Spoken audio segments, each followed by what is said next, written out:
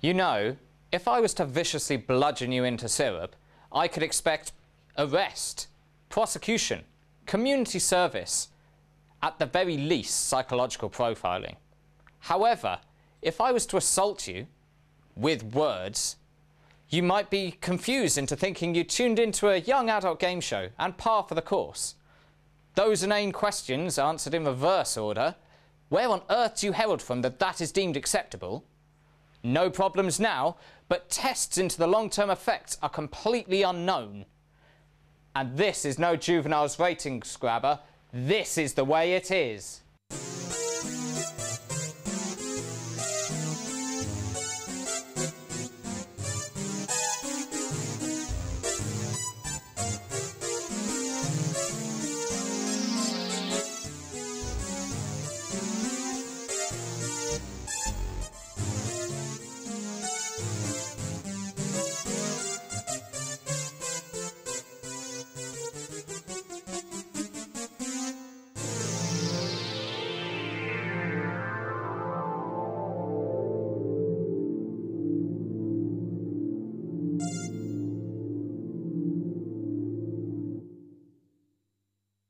When you look at the wars around the world, you get the distinct impression which ones are being won or lost.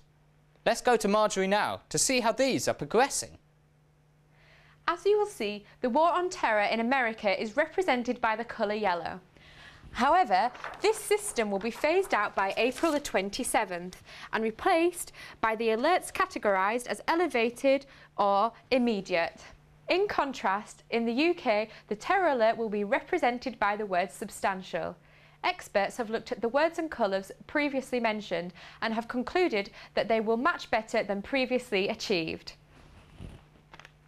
Now looking at the war on drugs. Going on for a while, this one.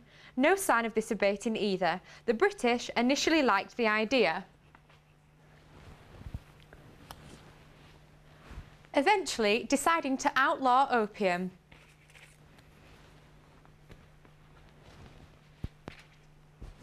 After the Opium Wars, where the opium was declared victor by default. Now on to the modern day stats. This year, the drugs wars have amounted to nearly 700,000 arrests and cost $17,000 million. Please note this is only in America, and the figures are climbing rapidly. Last year, the US government spent $15 billion at the rate of around $500 a second. Back to you, John. Thanks, Marjorie. Hope that cleared up some facts there. Against this, the war of words appears to have as much chance of stopping as a train with snapped control rods and a driver loopy on the new legal high woof woof. Even worse, not 1 out of 10 people realise how precarious the war of words actually is. We didn't actually ask them, but we are the unofficial thermometer for the nation, taking the temperature where other consumer shows fear to tread. We asked Guns and Ammo to report on the dangers of public speaking. He came back to us with this. Pick up any daily rag, flick to the letters pages, and you will find them filled with letters from the disgusted and the concerned. No time to worry about the ticking time bomb of the people thusly named.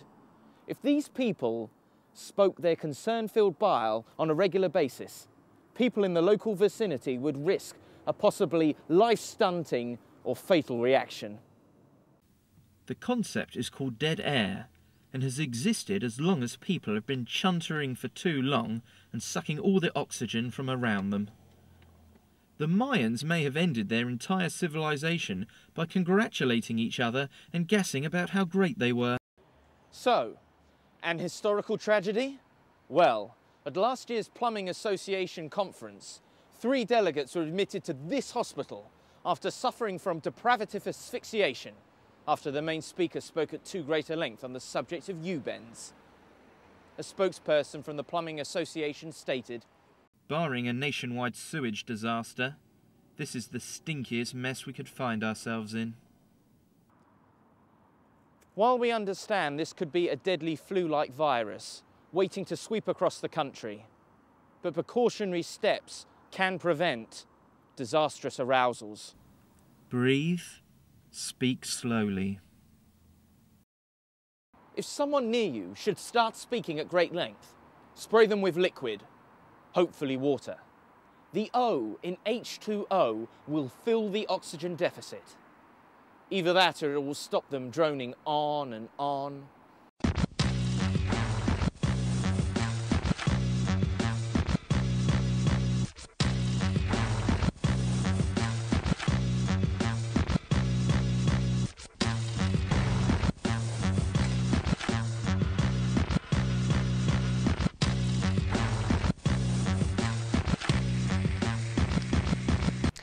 Can't say we don't give out helpful advice on this show.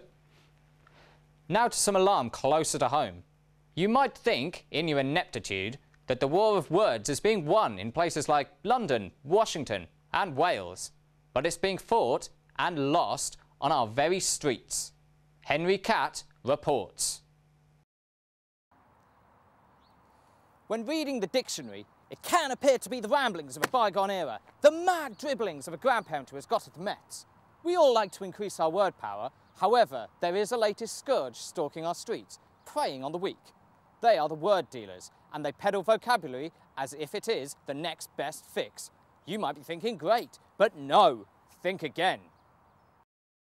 Here is footage of a gentlemanly type being set upon by some youths after being sold some words promised to make him more street. Afterwards, all he told us was, "This was exactly what I was trying to prevent by purchasing these things."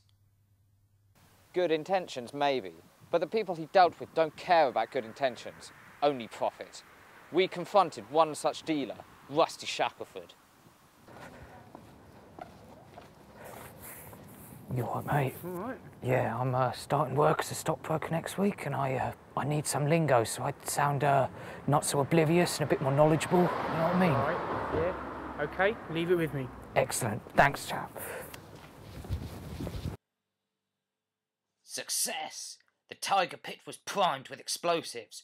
We turned up the next day to pour petrol all over his bonfire. Well, mate, got your bit of choice lingo here. Fantastic. Now, do you want to explain to the way it is your frankly reprehensible behaviour? Mum, what? Right, what's this? No, hang on. Mr. Shackelford, don't walk away. No. Mr. Shackelford, you need to explain your mutilation of the English language. Mum, what? Mum? Mr. Shackelford, no. That's illegal. We have it all on tape. Look, hiding in the ladies' toilets is not going to help you. Just because we won't film in there due to public decency. I think he's legged it. Yeah, I think it... No, look! He's bolted! Quick, after him! We failed, but we got a text stating what he did wasn't illegal and gave us an address to send complaints. This address was too rude to broadcast. Just think, that could be happening on your street corner. Are you prepared to stop it? Luckily, there is a silver lining to this cloud raining excrement down from the heavens. Word conservationists have come together right now to prevent language from slipping down the wrong street and getting mugged and fatally stabbed to pieces. When speaking to the spokesperson for conservationists against the passing of old words, one gets the idea that all is not lost, not even for lost causes. We think that whilst putting new words into the dictionary is excellent for sales to the hipsters, who buy the latest edition every year, there's always a danger of older words being put out to pasture, sent to the glue factory. Put another way, we know how many new words pass into the dictionary every year, but we have no idea of how many old ones slip out of circulation. Something to think about. You feel that there is a danger of certain words becoming extinct? As much danger as is always in extinction. If a shrew became endangered, there would be a national outcry. However, if the word jingo disappeared, people would think, what's the big deal? Lots of other words mean nationalism or casual racism. Perhaps so, but this disguises a deeper danger. The UK is splitting into two. One half colloquial and chavvy, the other formal and poncy. It's possibly time to sink or swim.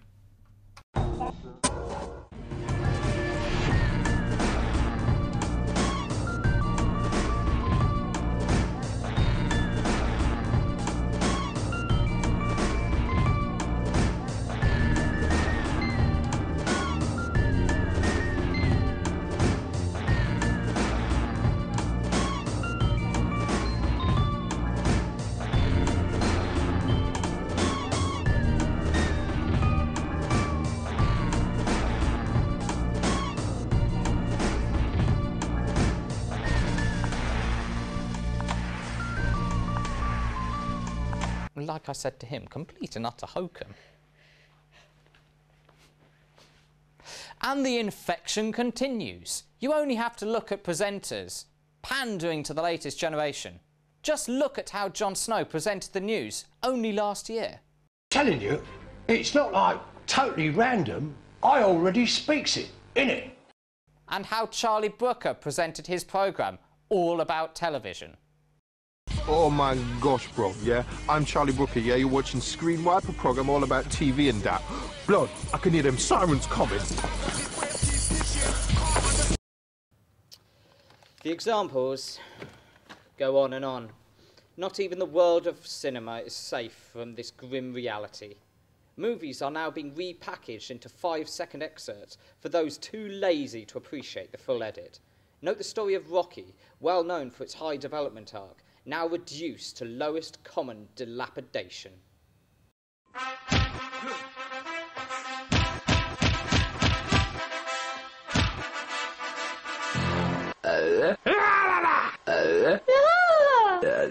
A pig in the foot.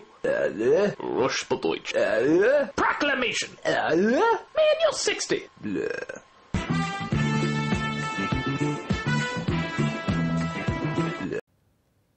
No harm done, you might think? Well, films are now starting to be subtitled for the younger, alternative generation.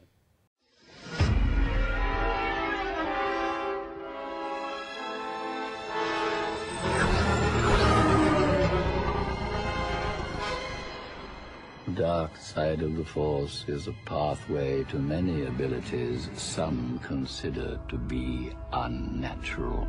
Is it possible to learn this power? Not from a Jedi. The Council wants you to report on all the Chancellor's dealings. That's treason. We are at war, Anakin.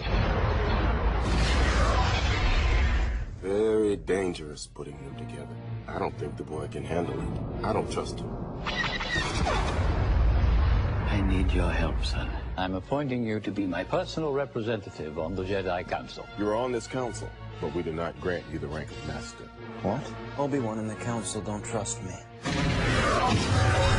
Learn to know the dark side of the Force, and you will achieve a power greater than any Jedi. You are under arrest, Chancellor. Are you threatening me, Master Jedi?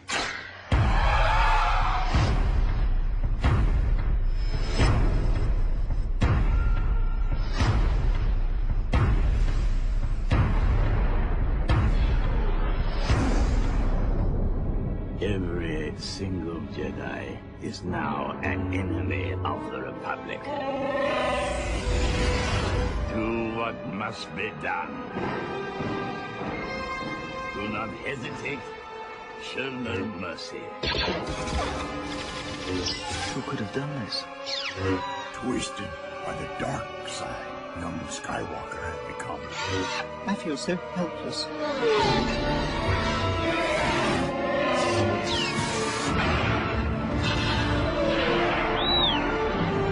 You are the chosen one!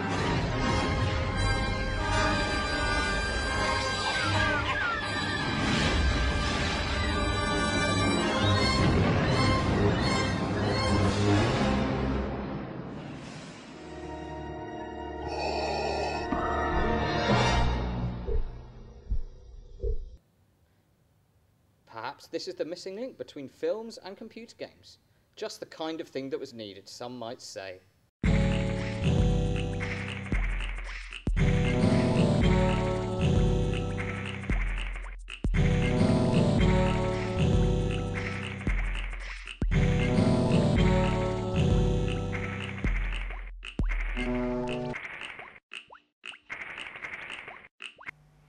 Hope that cleared everything up for you there. On to the verbal markets now. The term has been is down against noob, has been for some time, sorry about the pun there. Butters finishes the day up against Minger, and for another week, Classic finishes up against Quality. We interrupt the markets to inform you that the word on the street has been stolen. Apparently, 4 men chiselled it off a side street floor and fled the scene in a getaway car. Besides the police knocking the thieves into a hazy mess, they stole a different car and evaded capture. Minister, what do you say to the accusations that your response was futile and pointless? I've said I don't think there's any point. We interrupt this interruption to tell you that the word on the street has been found. It was dumped unceremoniously into an alley. We think the criminals must have found out it was worthless. Let's go to the House of Commons now for a response. Well, that looked like a formal version of Yo Mama. And for those of you who don't know what Yo Mama is... Yo Mama's so old, her memory in black and white. Nearly over now. Let's look to your emails and texts. All complete bum fodder. Let's finish by suggesting that if there is fear and corruption on the streets, are you going to cower in your broom cupboard until it goes away? Or sneak up behind it and blow it away in the back of the head? Take solace from the fact that not even the news can report on mass killings in a way that might prevent them in the foreseeable future. We've had 20 years of mass murders, throughout which I have repeatedly told CNN and our other media, if you don't want to propagate more mass murders, don't start the story with sirens blaring. The school day had only just begun when the attacker struck. Don't have photographs of the killer.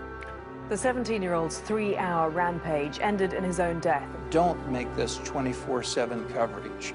The German Chancellor is about to give her reaction. We'll bring that to you live. Do everything you can not to make the body count the lead story.